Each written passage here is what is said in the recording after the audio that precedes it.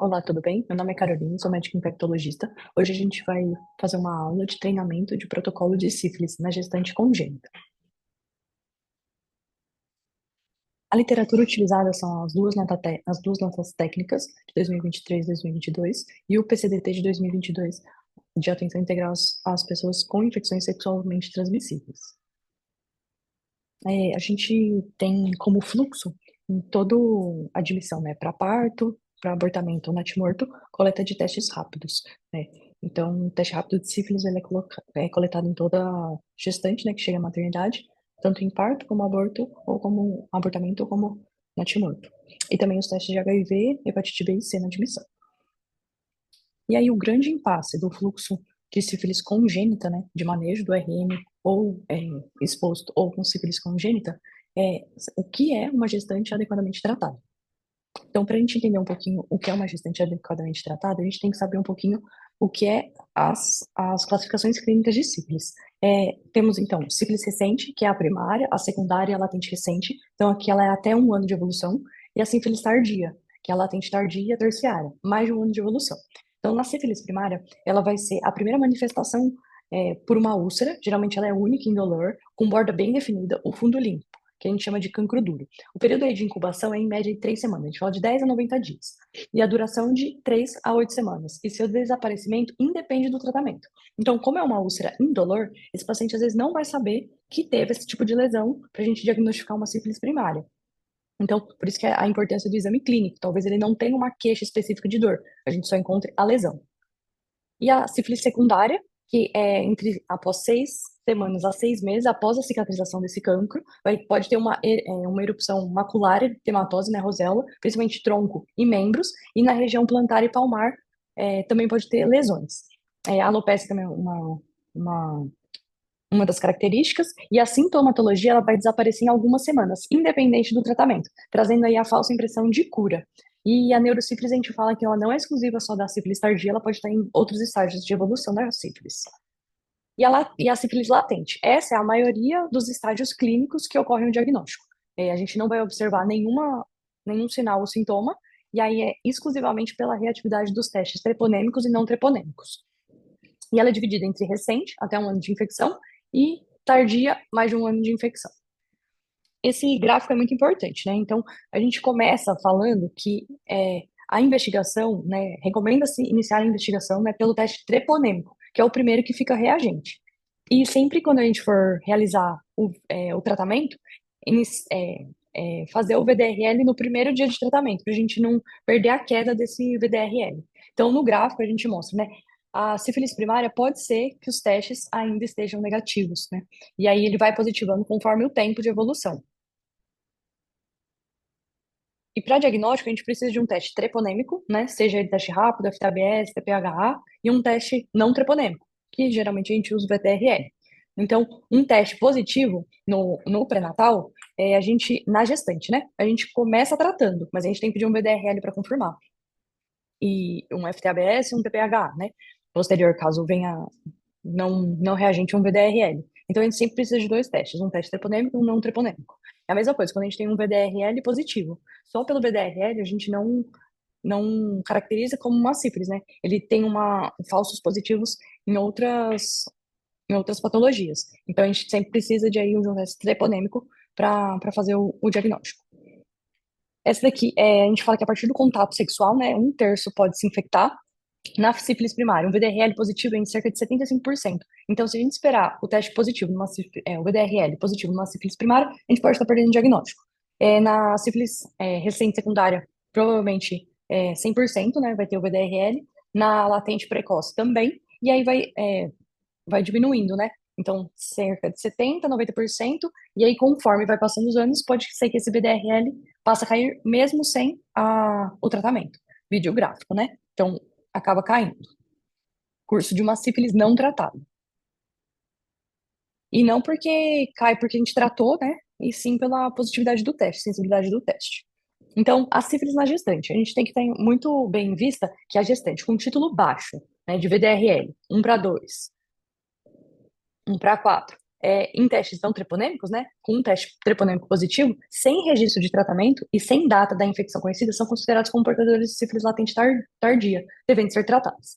Então, por exemplo, a gente tem um VDRL baixo, um teste treponêmico positivo, a gente tem três situações, né? Uma infecção recente, um estágio tardio da sífilis, né, uma sífilis tardia, ou aquelas pacientes, né, adequadamente tratadas, que não têm atingido a negativação, que é a cicatriz sorológica.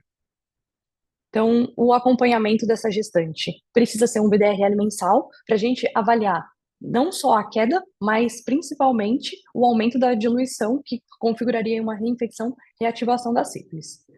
E o conceito de cicatriz sorológica é muito importante. Então, que é a persistência de resultados reagentes em testes treponêmicos e ou não treponêmicos após o tratamento anterior documentado, adequado para a classificação clínica, né, da sífilis. Então, se ela é primária, se ela é secundária, se é tardia, recente, e com queda prévia da titulação em pelo menos duas diluições e descartada a possibilidade de reinfecção nesse período. Por isso que é tão importante a gente perguntar a história clínica.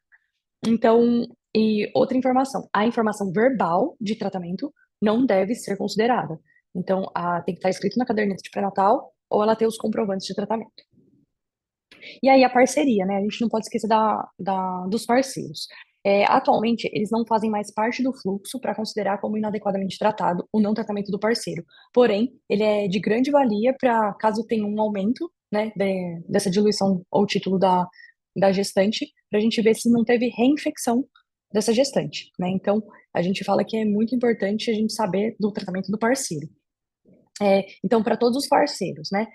Todos recebem. Lembrar que,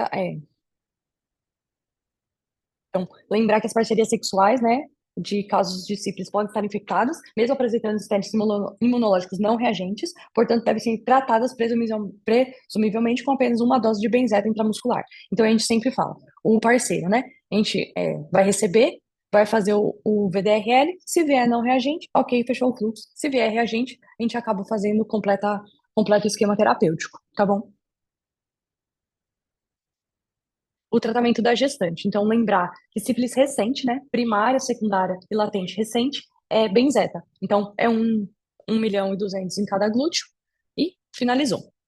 Tardia. Tardia é sífilis latente tardia, com mais de um ano de infecção, ou latente, com duração ignorável, e sífilis terciária, a gente vai fazer 1.200.000 em cada glúteo por 3 semanas. E a neurosífilis, né, a gente sabe que a gente trata com penicilina cristalina, mas que não vem ao caso nessa discussão.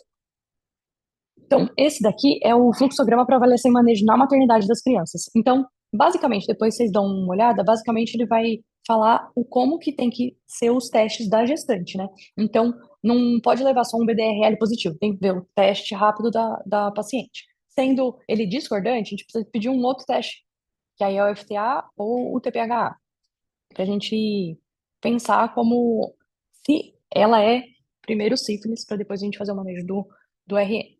Então, adequadamente tratada, lembrar que tem que ser com penicilina benzatina, não pode ser outra medicação.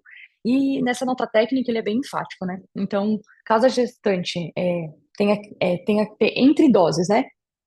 De 7 a 9 dias. Qualquer esquema com intervalos superiores a 9 dias ou inferiores a 7 dias entre as doses deve ser considerado como inadequado. Isso é uma importante informação no manejo, né? Que não estava no PCDT e dar resposta ao tratamento. Então, a gente sempre tem que pensar como que vai ser essa queda do VDRL. Então, a gente preconiza, sendo de uma maneira um pouco mais rígida, né? 2 diluições em até 3 meses, 4 diluições em até 6 meses de queda na gestante. Então, o tratamento não deve ser considerado uma informação na maternidade, o fluxo, né? O tratamento não deve ser considerado uma informação verbal, então tem que ter o comprovante com penicilina benzativa e adequado ao estágio da doença. O início do tratamento até 30 dias antes do parto, é início do tratamento até 30 dias antes do parto, queda da diluição. Então, são 2 diluições em até 3 meses ou 4 diluições em até 6 meses. E o parceiro não é considerado, porém devemos ficar atentos para caso não haja queda, né? Pensando numa reinfecção. É, Então, a gente também tem que tomar cuidado que o título, né, quando o título é baixo, menor que 1/8, então 1/2, 1/4, podem permanecer estáveis com valores baixos e até pode negativar ou não. Então, para a gente tomar cuidado quando o título é baixo. quando pedir o segundo teste treponêmico, né? Então, em situações que o teste rápido para sífilis é reagente e o teste não treponêmico, né, o VDRL nosso, é não reagente, há a indicação de realizar um teste treponêmico adicional, que é o FTA ou TPHA, para a gente concluir o nosso diagnóstico. E aqui é da adequadamente tratado. Então, o que é essa gestante adequadamente tratada? Então, administrado penicilina benzatina, início do tratamento até 30 dias antes do parto, esquema terapêutico de acordo com o estágio clínico, né? Respeitado o intervalo entre as doses de 7 dias a 9 dias, avaliação quanto ao risco de infecção, então, ver se o parceiro tratou ou se não caiu o VDRL. Então, a documentação da queda também é importante. Então, 2 diluições em até 3 meses, 4 diluições em até 6 meses de conclusão do tratamento. E aí a gente vai falar então um pouquinho da sífilis congênita, né? Então, ela é resultado, né, da transmissão do treponema pálido da corrente sanguínea da gestante infectada para o feto, né? Por via transplacentária, ou ocasionalmente por contato direto com a lesão no momento do parto. E aí as consequências são diversas, né? Principalmente prematuridade, natimorto e o aborto. E esse é o fluxo imprescindível de todo mundo saber. E aí é por isso que a gente foca no se a gestante é adequadamente tratada ou não, que esse é o divisor de águas. Então, se ela foi adequadamente tratada. Sim, o teste treponêmico do recém-nascido. Por isso a importância de fazer o teste treponêmico do recém-nascido junto, né, pareado com o materno. Então, o teste do recém-nascido é maior que o materno em pelo menos duas. Então, a mãe, em 2 diluições, duas ou mais, a gente tem que considerar. Então, se não, o teste do neném é VDRL 1:2. O exame físico, se for normal, sim, então é criança exposta, sem necessidade de tratamento imediato. Essa criança vai ser acompanhada. Então, daí a importância dos encaminhamentos. Ela vai ser acompanhada e vai ver se vai subir a diluição ou não do BDRL e as características clínicas. Pensando ainda que o teste não treponêmico do RN é, é menor que o materno, mas o exame físico não é normal, se o teste dele for reagente, a gente vai direto para uma sífilis congênita e depois a gente fala do fluxo. Se o exame físico dele não é normal, mas o VDRL é não reagente, a gente tem que pensar em outras coisas, tá bom? E aí, se o VDRL do RN for pelo menos 2 diluições maiores que o da mãe, ele é sífilis congênita. Então, a notificação de sífilis congênita, o que a gente vai ter que fazer no RN? Então, a gente faz hemograma completo, raio-x de ossos longos, coleta de líquor, para ver celularidade, proteinorraquia e VDRL. E aí, o exame físico do recém-nascido, hemograma, líquor, raio-x de ossos longos, são normais e o teste VDRL é não reagente? Se sim, a gente faz uma benzeta intramuscular e encaminha, né? Certinho, que depois a gente vai falar no final. Se não, qualquer uma dessas coisas tem alteração, ela vai perguntar se o resultado do líquor é normal ou não. Se for normal, ele não tem, é uma criança com sífilis congênita sem neurosífilis. Então a gente pode fazer tanto a cristalina quanto a procaína. E se não, se o líquor for alterado, é uma criança com neurosífilis, a gente precisa tratar com cristalina. Então, os exames do RN, VDRL no sangue periférico, hemograma completo, transaminases, raio-x de osso longo, o líquor, né, bioquímico, histológico, PDRL, e a neuroimagem quando necessário. E o quadro clínico de uma sífilis congênita precoce, ele é diverso, né? Pode ser assintomático, oligossintomático, quanto pode ser prematuridade, baixo peso, uma hepatomegalia, uma icterícia, uma esplenomegalia, um edema, quanto pênfigo, sifilítico, né, palmo plantar, erupção cutânea maculopapular, a retinite, né? Então tem bastante características, né? O quadro clínico é diverso. E as alterações de líquor. O que a gente pensa sempre para uma sífilis congênita, né? O líquor característico, né, sugestivo. Então, uma celularidade maior que 25 células, uma proteína maior que 150 células e o VDR estando reagente, né? Qualquer uma dessas características a gente vai ter que tratar com alteração de líquor, sendo que o VDRL, na maioria das vezes, é não reagente. E aí tomar cuidado, né? O tratamento da sífilis congênita. Então, se a gente está pensando uma criança que tenha neurosífilis ou que não irá conseguir tomar procaína, a gente vai fazer a cristalina. E aí a cristalina é de 12 em 12 horas, com pelo menos quando a criança tem uma semana de vida. Passou disso, né, com mais de uma semana de vida, a gente vai fazer de 8 em 8 horas. Duração aí de 10 dias.